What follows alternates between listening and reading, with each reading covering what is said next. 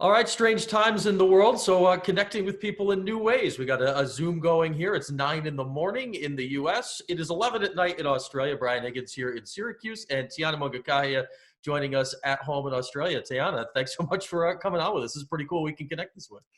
Yeah, no worries. What's it like down there right now? I guess we kind of know what's going on here in the U.S. and the news stories and everything going on with New York City nearby. But what's the current scene down in Australia? Yeah, so um I would say it's pretty similar. Not as strict, like we're not on lockdown or anything, but I got to Australia 10 days ago, so I've been in isolation. I have 4 days left until I can leave the house. So I've just really been inside. And obviously my family are all staying inside and really not going anywhere unless they have to. So yeah, it's pretty similar. And you said that. I mean, what's that? The rule because you flew back from the U.S. that you have to be locked down there for 14 days. But I guess after that, right? You'll still be kind of hanging out at home most of the time. Yeah, yeah. Like on day 14, I'll probably just like go for a walk along the beach, or it's been really hot here. It's been 75 to 80s, so it's been really nice. But I can go outside. I just can't go like past the yard. Well, I guess if people can't quite see it right now, if we got you, and it's kind of tough to hook up with you guys in the middle of the day. Like right over your shoulder, right, is the beach. Yeah, it's right there. So just on the 14th day, I can go for a walk or I can go for a jog along the beach, and just to get out of the house a little bit. And it's still the end of summer there, so you get to catch that good weather as it's still beautiful down in Australia. But Tiana, I kind of want to go back here through this whole year. I mean, this is crazy for all of us here the last few weeks, but you're 12 months. I mean, this is wild stuff where now you're involved in sort of these worldwide things. But you're back at home for the first time since everything we've talked about, going through the breast cancer diagnosis and everything back in June. Take me through that year of how important it is, I guess, to finally be back at home now here for strange reasons, but you get to be home with your family at an important time. Yeah, it's been amazing. I Since being home, I've really appreciated my family time and just spending time with my parents and my brothers. And I didn't get to go home when I got diagnosed because I had treatments in Syracuse, which was fine. My family came over to visit me, but just being here now, it's just a great feeling. I I kind of feel like I'm becoming a little bit more Americanized. So when I come home, I feel like it's like when I was younger, or like my dad's culture. Just a lot of different things that take part when I come home, and it's been amazing.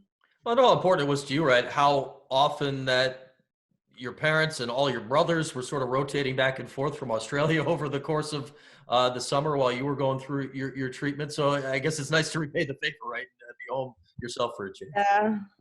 Yeah, definitely. It's actually nice that they all got to come and see how I live as well. So um, we can talk about that, about Syracuse and how cold it is and stuff like that. And now you're home at the end of the summer, so that also works out pretty well. Tiana said it's about 80 degrees, give or take, every day down there at this point. And these are such strange times. It's got to be important for you to be home with family. I know your parents are obviously there; it's their house. But how many of your brothers get to be there with you, or can they get to come and go from there? Yeah, so my younger brother lives at home with my family, with my parents, and my older brothers, they all live out of home, but they're like 5 minutes away from the house. So they they come over pretty much every day and, sit down near me and talk for a little bit because they know I can't leave. So they'll call me and be like, "Do you need anything or do you want anything?" So it's really nice that they're just around the corner. Yeah, that's awesome that they can get over there and hang out, and you all get to be under one roof together. And for you, we talked about the breast cancer and all that, and now this going on with the coronavirus. For Australia, though, it was what, 2 months ago, all the wildfires were going on. Has that resolved itself? It kind of goes away from the news because of this other stuff, or are people still dealing with that down That's kind of resolved itself. Obviously, families are still going through like restoring their things that got burnt down. But I actually haven't heard much about it being here. So my family wasn't close near the fires, which was lucky for us. So Mhm. we didn't have to deal with that. But yeah, I'm pretty sure it's all resolved itself out. How was I guess I mean just to stereotype Australians, Tiana, you guys are you're whenever we meet you, you're kind of happy-go-lucky and you kind of deal with stuff as it comes. Has that helped out your country? I guess through all this, that generally as a people, it seems you guys know how to just sort of roll with the punches here a little bit. Yeah, definitely. I think sometimes we might, as Australians, we might be a little bit too much relaxed, especially with this coronavirus. So, but yeah, I feel like that's definitely. I feel like Australians' personality is very laid back and relaxed, and um, over here teachers are still working, so both my parents are teachers. Hmm. But schools are kind of they're they're open, but they're kind of closed. If your parents are nurses, police officers, or doctors, things like that, you can send your kids to school. But Okay. if you're a stay-at-home mom, then the kids can, the kids have to stay at home with you. Okay, so kind of just a place for them to go during the day, which is Yeah, that's an important thing during these times, right? yeah, definitely. It's important that parents can go to work and earn money. So All right, Tiana, it was. I mean, this is so strange. I don't know when I last saw you. What, 3 weeks ago was maybe the last basketball mhm. game. It feels like it was 9 years ago I at this point know so with much has everything that's happened. happened. Um, what have you been able to do basketball wise or training wise since then? Because it was what, the end of February, I think, when you got cleared to be able to full go and do stuff, and now it's not like you can really go and play basketball with a bunch of people right now. So what are you doing to sort of keep active right now? Yeah, so for me, my dad has a little gym downstairs.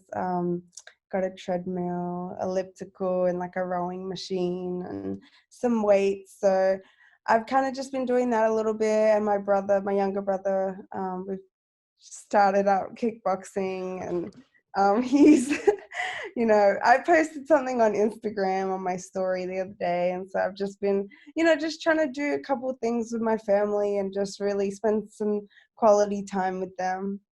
I did see your kickboxing post. Was that like? I mean, it seemed like you were pretty solid at it. How often have you done that, or was that your first crack at it? That was my first time ever. So yeah, my brother had done it a couple times just at the local gym, but for me that was my first time. So he was pretty much just telling me what to do. How long till you're beating them up now? I've always been beating them up. So that was pretty cool to see. And hey, it's good to be, isn't it? It's got to be good to be able to do stuff like this, right? You can't. You're sort of stuck, and we're all dealing with this here. You're stuck at home, and you're trying to find out things to do, and it's got to be fun to pick up something new like that. Yeah, definitely. It was fun to do that, and I obviously want to keep doing that. I want to try to stay on top of that and learn more different things that I'm interested in. We're here talking like this on the Zoom, and it's amazing how easy it is to do this here. And I know you can FaceTime with people and Skype and do everything now in this day and age where you're not really as separated in Australia as maybe you would have been 5 years ago or 10 years ago. How has that sort of developed within the team right now? How are you keeping in touch with people where I guess everyone's kind of scattered all over the place right now, where realistically, I mean, had this not happened, the season might still be going on this week. Right. Yeah, no, we talk pretty much every day. We have our group chat, and we talk about classes, and whispers in all of my classes. So um I have like two classes, um like Monday, Wednesday, that I have to jump on Zoom for. So I see Whisper like every day pretty much. And just from being in the same class and using Zoom, it's actually been really easy with all my classes and my teachers. So yeah, we all stay in contact a lot. That's pretty cool. I mean, we knew there'd be the distance learning and that with campus essentially being shut down right now. But what time are those classes for you? Are you up in like the middle of the night, or what are those things going Yeah, so one of my classes I have to wake up at 4 on? a.m. Ooh. and another class I have to wake up at 5:30 a.m. All right. I mean, you're used to the early practices though, so I guess it's not Right. maybe as And bad as it could be. I'm still a little bit jet lagged, so it's Yeah, not that bad yet. I'd say how fast were you able to? Because you wouldn't have. I'm sure you were planning on going back to Australia, but you wouldn't have been able to turn that. It wouldn't have been now. It would have been No, at the yeah, end it would. at the end of the semester. So how fast did you turn that around and get this planned when kind of all this happened? Yeah, well, my mom actually, when the school closed, and my mom called Coach Q and asked if it would be okay for me to come home, but we weren't sure then because school was supposed to start up the 30th of March or something like that. Right. So we didn't really plan it, and then because me, Maeva, and Digna were still at school Hmm. on campus when everyone else had left. And then Coach Q had called us a couple days after that and was like, you guys should be able to go home now and then my mum wanted me to get home ASAP so the borders wouldn't close. And because, that was a huge thing with the borders. And then now if people land in Australia, they have to go to a hotel straight from the airport Wow. and stay in a hotel for 2 weeks, and then they're able to go home. And then when they go home, they have to stay in their house for 2 weeks. So a month total, So a basically. month Wow. total. So I'm lucky I got back before that rule.